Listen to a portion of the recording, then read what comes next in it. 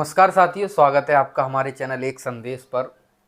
मैं राहुल लोधी आज नरोरा में हूँ और नरोरा में और पूरे उत्तर प्रदेश में हमारी बुलंदशहर ज़िले में डिवाई, सियाना, शिकारपुर जितने भी नगर पालिका परिषद और नगर पंचायत हैं, सभी में भाजपा ने अपने उम्मीदवारों की लिस्ट जारी कर दी थी और अब नामांकन भी हो चुके हैं और बहुत से प्रत्याशी निर्दलीय भी लड़ रहे हैं।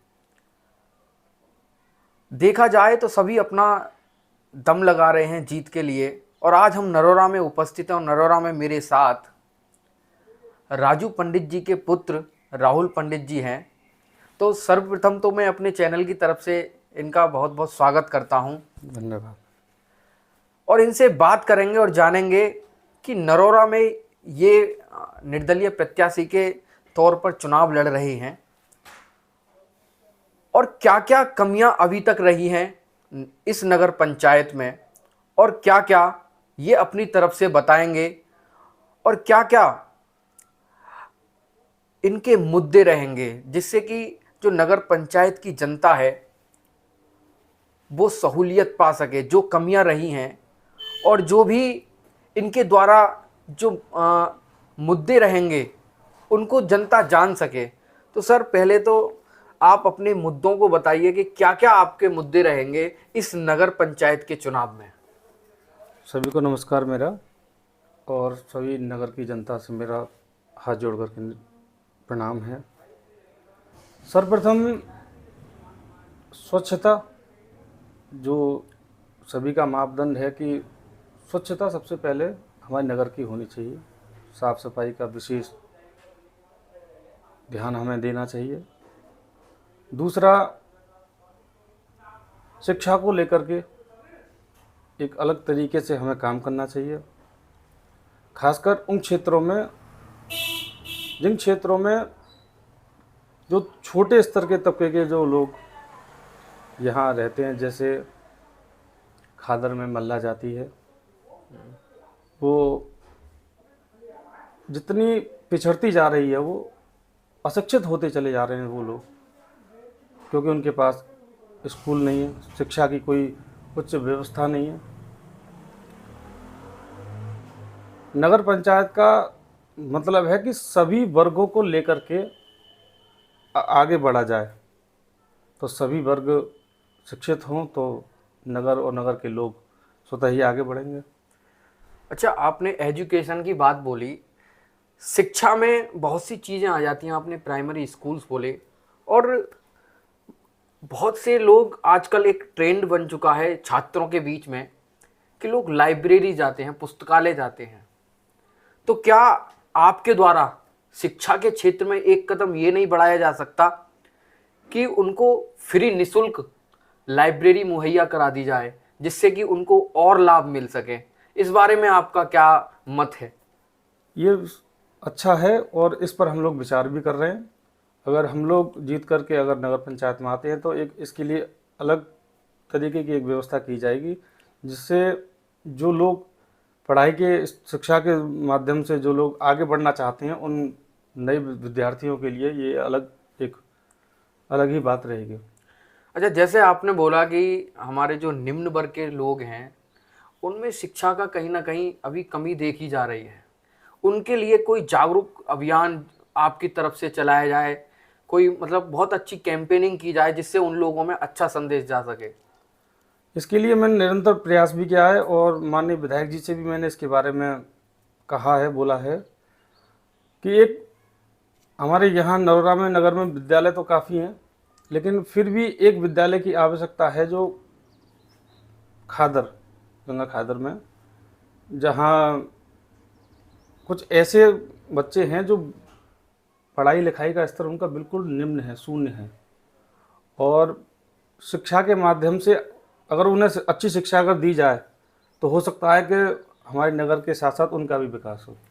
अच्छा, आप युवा हैं और युवाओं को लेकर आपकी क्या सोच है? यहाँ के नरोरा के युवाओं के लिए आप क्या सोच रखते हैं कि वो आगे बढ़ें? और किसी प्रकार से शिक्षा बहुत बड़ा महत्व रखती है किसी भी युवा के लिए, तो इस बारे में आप क्या कह सकते हैं युवाओं के लिए? युवाओं के लिए सबसे मुख्य तो रोजगार है, जिस पर चर्चा नगर से लेकर के राजधानी तक चल रही है, और रोजगार के पीछे लड़ाई भी है, आप समझ रहे होंगे, और ये चर्चाएं अक्सर चलती हैं।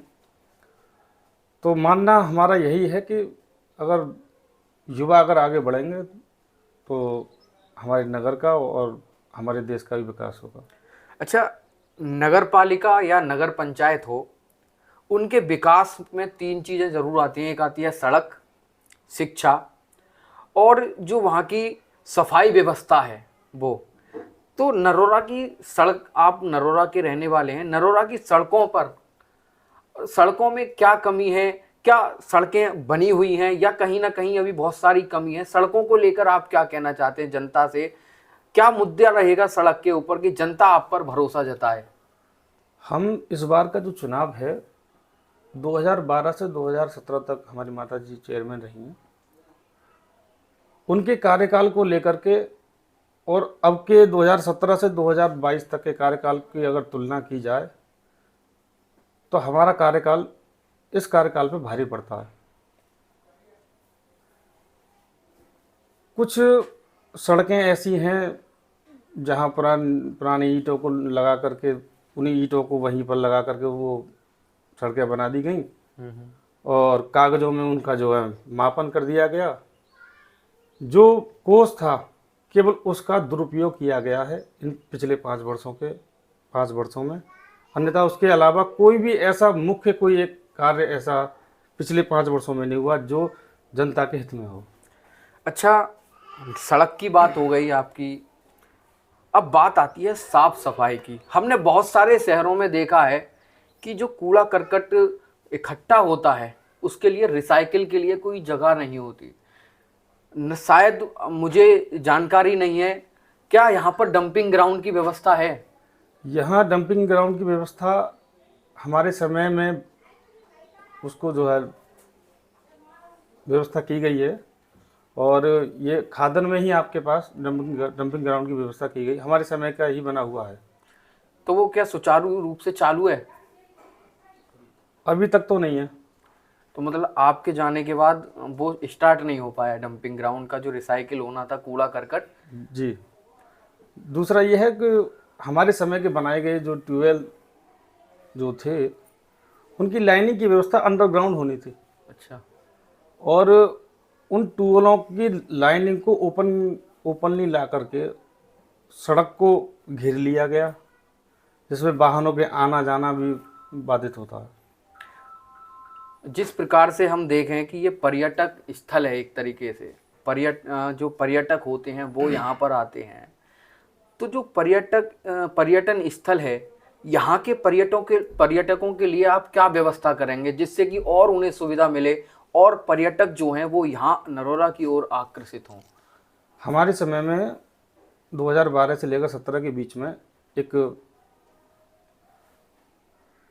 कुंद्रा स्कूल से लेकर के नरवर विद्यालय तक नीचे से बाईपास रोड बनाया गया था, जिसको जब यहाँ सीवर लाइन का कार्य प्रारंभ हुआ उसकी वजह से वो ध्वस्त हो गई। परंतु उनके उस रोड के पुनर्निर्माण में जो लगाए जाने वाले जो रोड में वहाँ जो लगे हुए जो खंभे इत्यादि थे बिजली के, जहाँ लाइटिंग थी, वो सारी लाइटिंग यहाँ पर इन लोगों के द्वारा वहाँ से हटाई गई, और पिछले 5 वर्षों में वो लाइट आज तक वो गायब है। जो स्ट्रीट लाइट होती हैं, जो स्ट्रीट लाइटें होती हैं, जिनके लिए अलग से बजट हमारे द्वारा पास किया गया था। हमारे समय में बचा हुआ 7 करोड़ रुपया, उस रुपये को पूरे 5 वर्ष में ये लोग खा गए। अच्छा, आपने खाने की बात बोली। नगर पालिका में हम देखते हैं कि भ्रष्टाचार व्याप्त रहता है। उस भ्रष्टाचार से नगर पालिका को कैसे बचाया जाए? जब आप आने वाले चेयरमैन होंगे तो आप इस चीज पर कैसे नकेल कसेंगे? विकास सबसे बड़ी चाबी है, और विकास को जनता समझती है। 2012 से 17 तक किया गया हमारा विकास, और 2017 से 22 तक किया गया पुराने चेयरमैन का विकास। तो इसमें अंतर ये जनता ही बता देगी। नहीं, विकास तो एक अलग चीज हो गई, बात यहाँ पर भ्रष्टाचार की है। जैसे जैसे योजनाएं आती हैं, उन्हीं योजनाओं का पैसा जो वहाँ के अधिकारी होते हैं, जो अध्यक्ष पद के वो होते हैं अध्यक्ष होते हैं नगर पालिका के, वो आपस में सामंजस्य बैठाकर उस पैसे को अपने हक में ले लेते हैं, कुछ खा लेते हैं। इस भ्रष्टाचार से कैसे बचाया जाएगा नगर पालिकाओं को, जिससे कि हमारी जो जनता है नगर की और नगर के लोग हैं उनके लिए ज़्यादा से ज़्यादा सुविधा जो हैं वो धरातल पर आ सकें? उसके लिए सबसे पहले अधिकारियों के ऊपर शिकंजा कसा जाना चाहिए। दूसरा, मेरा मानना ये है कि अगर हम ठीक हैं तो भ्रष्टाचार होने का तो कोई मतलब ही नहीं बनता, और ये हमने करके दिखाया है पिछले 5 वर्षों में, और आने वाले 5 वर्षों में भी हम इसी प्रकार से लोगों की सहायता करते रहेंगे और भ्रष्टाचारियों पर शिकंजा कसते रहेंगे। अच्छा, लास्ट मैसेज मैं ये चाहता हूँ आपसे कि यहाँ की जो जनता है वो आप पर भरोसा जताए, उसके लिए आप कुछ अपने विचार हमारे चैनल के माध्यम से शेयर कर सकें, साझा कर सकें, जिससे कि जनता आपके प्रति आकर्षित हो और आपको वोट वगैरह दे, जो भी हो। मेरा सभी से केवल एक ही मानना है कि सबसे मुख्य है विकास, और विकास से ज़्यादा मुख्य है चेयरमैन। एक अध्यक्ष पद एक ऐसा पद है कि नगर का एक प्रथम व्यक्ति होता है, और प्रथम व्यक्ति का कर्तव्य है कि प्रत्येक नागरिक के विषय में सुने और एक तरफा फैसला ना करें। दूसरा ये है, हमारे द्वार पर कोई व्यक्ति आए और हमारे व्यक्ति के द्वारा ये कह दिया जाए कि साहब अध्यक्ष आप तो यहाँ है ही नहीं, चाहे हम बेशक अंदर हों, लेकिन ये गलत है। क्यों? क्योंकि मान लीजिए जिस जनता के सामने हम वोट की अपील करने जाते हैं, सबके पैर छूते हैं, हाथ जोड़ते हैं, तब तो हम हाथ भी जोड़ते हैं, पैर भी छूते हैं, लेकिन अध्यक्ष बनने के बाद में हम ये सोच बैठे हैं कि जनता हमारे पैर छुए, ये गलत है। मैं इसको कदापि स्वीकार नहीं करूँगा।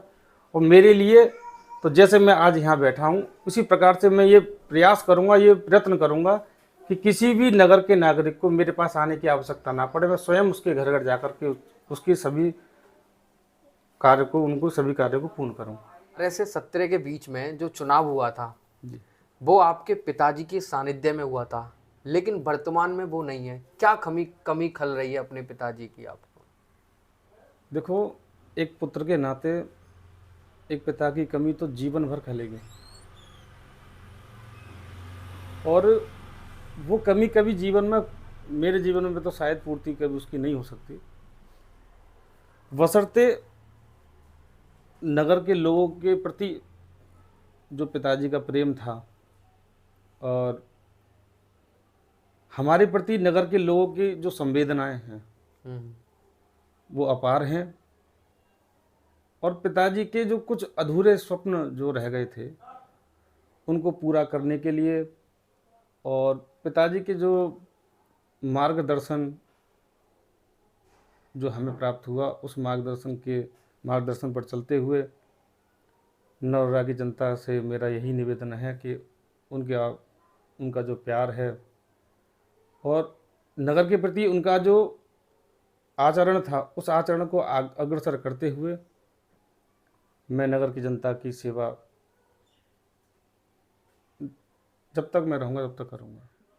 तो देखिए, ये थे नरोरा के निर्दलीय प्रत्याशी राहुल पंडित जी, और इन्होंने बहुत बहुत अच्छी बात बताई कि शिक्षा के ऊपर भी इन्होंने अच्छे तरीके से अपने बात रखी, अपने सुझाव भी रखे, जो यहाँ का पर्यटन स्थल है। एक और लास्ट सवाल कि एक जगह आती है नरोरा में, और नरोरा में ही हम लोग देखते हैं कि जो नरोरा परमाणु केंद्र है उसके उद्घाटन के कहा जाता है, पर्चा में भी होगी हमें पता नहीं है, कहा यह जाता है कि जिस समय यहाँ पर इंदिरा गांधी आई थी उन्होंने ये बोला था कि 16 किलोमीटर के दायरे में बिजली मुफ्त दी जाएगी।